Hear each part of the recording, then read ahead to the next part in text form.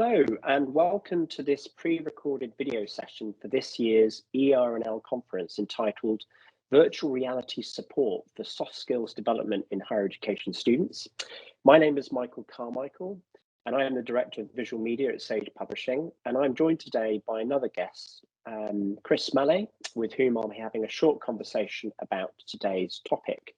Chris, welcome. Can you start by introducing yourself, please? Yes, well, hi, Michael, and thanks a lot for having me. My name is Christophe Mallet. I'm the CEO and co-founder of Bodyswaps, and as you can hear, I'm French, but I'm calling here from London. Great to have you. Thanks for joining us today. So on to our first question, which is, Bodyswaps and SAGE have been partnering to learn about the education potential of virtual reality technology.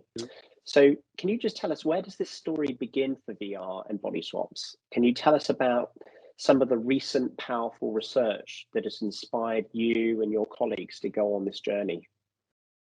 Yeah, sure. So the story begins in 2015. So that's 3 years before we first met, I believe.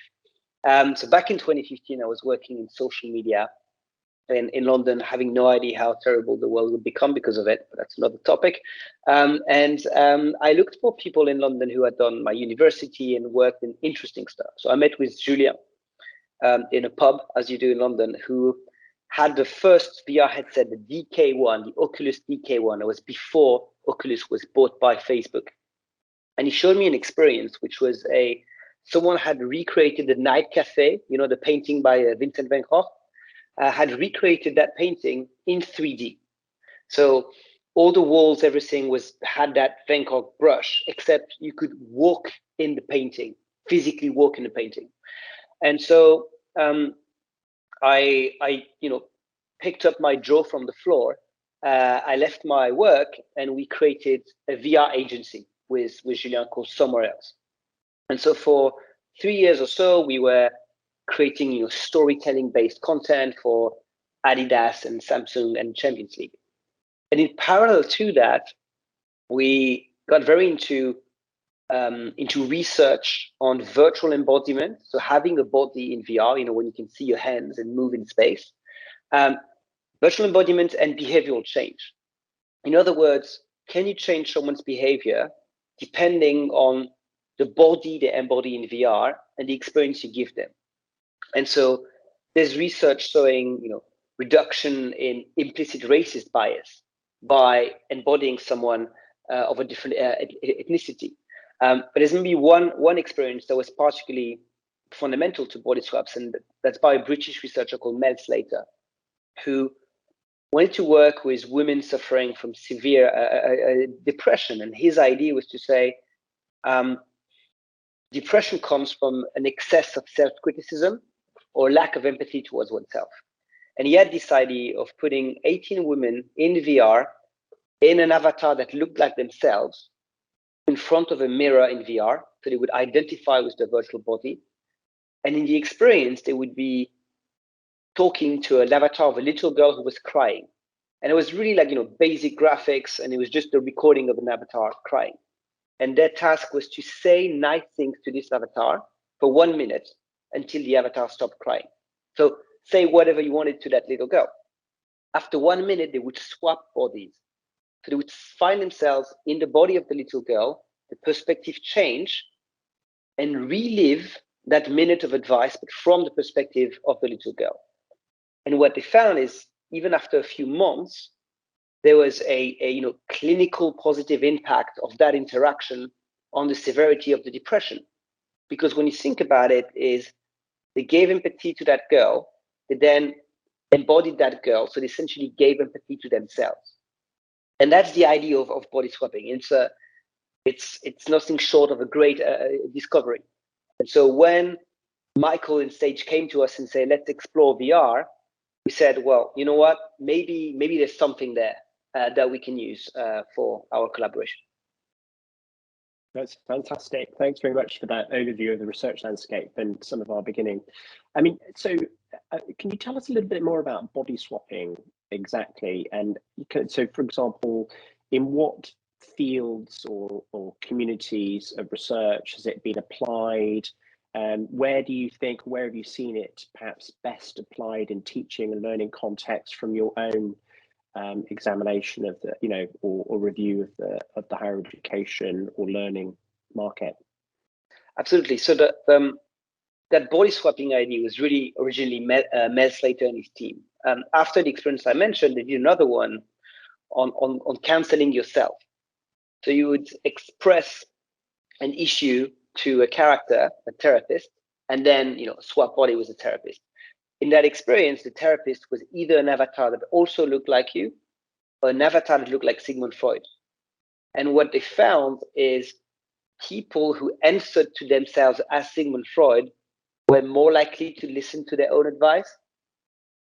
So it's very interesting. That's called the Proteus effect. It means that we attach characteristics to the body that we embody. And that's very powerful. And so really, body swaps was always used in the field of psychology. And our idea at Body Swaps was to say, okay, let's take that research and all the rest on virtual embodiment and, you know, racism, age bias, gender bias, and so on, and try to blend it with what we know about learning and, you know, the best of learning design. And the question was, can we create a new type of perspective taking exercise, create that self-efficacy to accelerate behavioral change? In other words, if you can gain empathy towards yourself, can you gain in the same way some confidence in your own ability to do something by doing it, watching yourself doing it, and repeating that? And as you repeat this, not only do you become better at a precise skill, but you see yourself becoming better. And that builds the confidence, and that is what triggers behavioral change in the real world. That's fascinating. Yeah, so I mean, this idea of sort of empathy building, which is a soft skill like many others, is I think quite key, isn't it, to this technology and this particular pathway. Have you or any of your colleagues collected any data to support this position that the body swapping mechanism can drive or elevate soft skills in students? Can you tell us anything about that? Yes. So one of the experiences that we've created is a job interview simulator. And when you think about it, with any VR for learning, it's about what challenge are we solving in the real world that the current provision is not solving well. And when it comes to job interview training, more often than not, students will get one single half an hour mock interview at some point. And weeks or months later, they're going to have the real interview. Obviously, not only do you forget in between the mock interview and the real one, but also ahead of the mock interview, what is preparing you besides, you know, on the techniques of how to say things, not just what to say for that particular job, but how to say it. Your breathing, your posture, your eye contact, how to build the stories about your strengths, how to answer with structure. So that's what we build with the job interview simulator. And this summer, we did a randomized control trial in the US. So comparing a cohort that did body swaps, the job interview simulator, and a cohort that did the traditional human-supported provision, which was a Zoom call on storytelling, followed by a one-to-one mock interview. After that, everyone went through another behavioral assessment interview with a psychologist who rated the candidates on a number of criteria, not knowing who had done body swaps and who had done the regular provision. And what they found, so we had a US cohort and an Indian one. And for the US cohort, the results were quite similar in terms of performance. But for the Indian cohort, the body swaps group massively outperformed the traditional group. And we need now to analyze the reason why there's such difference. It's common sense to just think that having something that you can do on your own, autonomously, on your own device, you know, without having your peers around, without a career advisor, creates that psychological safety that is necessary to explore and perform. And what we know from qualitative interviews is that aspects of quality of psychological safety, of being alone, is much more important typically for women in the Indian group than it would be for male in the American group for cultural reasons. And so, yeah, so that's one proof that the embodiment and the swapping and the repetition thereof actually translates into real world improvement of performance. Now let's maybe Michael go back to our story with Sage, and where did you start? Where did the idea come from for you to explore the potential for VR, and why? Yeah, thanks for the question, Chris. Well, we've talked a little, you've already sort of intimated a little bit about our partnership earlier on in this talk. I mean, our journey really began back in probably 2017, a little bit after yours. We had launched some streaming video products into the academic library market, Sage Video, which we still have, of course. And we were starting to hear chatter about the availability and interest in more interactive and immersive technology ideas. For example, around this time, we saw the advent of 360-degree videos on platforms and otherwise. And this feedback was coming to us via our library partners, particularly via our library advisory board discussions, who were commenting on the emergence of research labs and some experimentation across campus at university in certain subject areas, especially in the healthcare and behavioral science fields, much as you were commenting. VR was at this time already kind of established, as you know, in many aspects of the corporate market, but it felt like to us that higher education and VR was still very much in its infancy. And we were hearing from our stakeholders in higher education and the library community, particularly about cost or accessibility barriers still kind of at that point in place. But it did feel like a prime opportunity for Sage to explore much further. So that's how it began. Great. And so what about the product we know now as the Mental Health Practitioner, which back then was nicknamed Susan? How did that start? Yeah, thanks. Yeah, well, so yes, it was affectionately called Susan, and it still is to us in some ways internally, but it now has a new name, the Mental Health Practitioner, as you said. Well, we started talking to several academic partners, and of course to you at Somewhere Else, and now Bodyswaps and your colleagues. And I remember a document that you presented to us where you were exploring different technological approaches with VR and learning pathways, which all involved a virtual placement of some kind between a practitioner and a patient or a subject. And body swapping was one of those. And it really leapt out to us actually internally. And when the other ideas were really, really interesting too.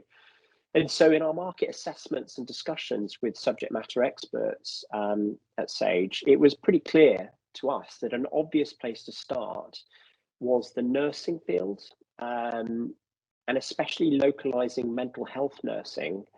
It seemed that tools were already in place to support clinical skills development for nurses, but something captivated our subject matter experts and us at Sage about the idea of having their students develop kind of mental health diagnostic and support skills, which are kind of harder, I think, in many respects, harder to practice through simulations. And VR, body swapping, and the mechanism that you had shown to us really did that in quite a profound way. This sort of embodied cognition technique, I think, really sort of stuck out to us. So with the help of our subject matter experts, we built a learning pathway script in VR, which of course we ran past you and your team. We evaluated a range of different mental health conditions prevalent across nursing and mental health. But I think we eventually settled on anxiety and depression because we thought that would be one which would be really interesting to sort of explore. And it's a very common, of course, mental health condition. And so the journey, Susan's journey, explores the placement of a community mental health nurse on a visit home to see Susan. So Susan is our subject, our patient. She's a middle-aged woman who is suffering from acute anxiety and depression, and has already sadly made some attempts on her own life. So users in the experience sit in Susan's living room, having visited her, and engage in conversation with her. via prompts from the software on potential questions to ask and feedback on their communication techniques. And then after a while, the body swapping magic happens. So the user is encouraged to provide a plan for Susan over a couple of minutes, which is then recorded. And the user is then transported into the body of Susan, where they can hear and see this recording in full, which is just so, so powerful. And then after a short time, they swap bodies back. And then the user is then kind of given immediate feedback on their performance, including language used, response times, and eye contact, which was just so, so powerful. And I think we felt like this would just be really, really immensely useful in some of those areas where non-clinical mechanisms or pathways to teaching and learning would be particularly profound. So that was the story and led us up to some more recent times. Absolutely. There's something that you mentioned in your answer right now in terms of the genesis of this project, which was when we chatted with SMEs to understand. And we had one particular chat that I remember very, very precisely. And what was said then was fairly blunt, but I'm going to try and sum it up, which was the following: is students often learn the theory of things in the classroom, and then they're going to get placed in the real world, for example, hospitals, where they should be supervised at all times, but really the supervisors are also doctors typically and have work. And therefore, those students have interactions with patients, and those are high stakes interactions where learning by doing, learning by trying new things and exploring is not something you can afford because there's too much at stake. In other words, you don't want to mess up a conversation with a suicidal patient in the real world. And so essentially between the classroom and the real world, there's a gap, a pedagogical gap, and we call it experience, right? And normally you build that after years and years of interactions and potentially mistakes and trial and errors. And the idea here is, can we plug that gap with that technology? Can we accelerate the acquisition of experience so that when the student comes into the real world, they're better prepared to have safe conversations for themselves and also for those that they take care of? The pandemic obviously has been quite hard in terms of deploying into face-to-face interaction. But what have you learned through university partners on Susan? Yeah, no, that's a great question. Yeah, it has been challenging, as you know, but we have learned a great deal in the period of time. Back in early 2020, before the pandemic hit the world, we had developmental partners set up in the UK and North America. But then, of course, the pandemic hit that March and campuses shut and the project stalled. And so at the time, of course, as you know, we didn't have mobile capability for the prototype. So, it relied upon in-person use to capture data. But however, all was not lost. In the pandemic, sort of right and deep into the pandemic, we actually learned, I think you pointed us towards, a really cool progressive nursing school at Western Carolina University in the States. And I built a relationship with that team there in the nursing faculty. And in the summer of fall of last year, 2021, we found a window to capture some faculty and student feedback on the product via a couple of faculty members there, Doctors Kay Livesey and Francine Shepherd. And it was incredibly helpful. Finally, we had student feedback on it and faculty feedback on it. And we received really, really good inputs on the experience, both technical, so a lots on the audio and the visual aspects and the design, but pedagogical too. So, for example, of its usefulness, how it might improve the learning pathway, how professors might integrate it with teaching. And so we did that, and of course we then handed some of this data and feedback back to you. So I'm interested then in how that learning or data collected informed the latest version of Susan, or what we're now calling the Mental Health Practitioner. Yeah, of course. I mean, the one thing that we did as well, we did a small test at UCL. It was really a dozen students, and we captured data from it. But anecdotally, there was one thing that really changed everything for Bodyswaps as a company, which wasn't Bodyswaps back then. There was one student, when they came 2 weeks after for the debrief session, said, "Last night my flatmate came and sat on the corner of my bed, and she was feeling quite down, and she started speaking to me. And as I was about to answer, I had a flash of remembering seeing myself talking to Susan and sounding quite down and low myself. And so I perked up, I smiled, I projected my voice, and I answered. And my flatmate was very impressed and pleasantly surprised by how I had reacted. And that's really for us was the spark as Bodyswaps to say, okay, there is something in self-reflection, something that is really a step change versus the way things are done, and that justifies, trying a new technology.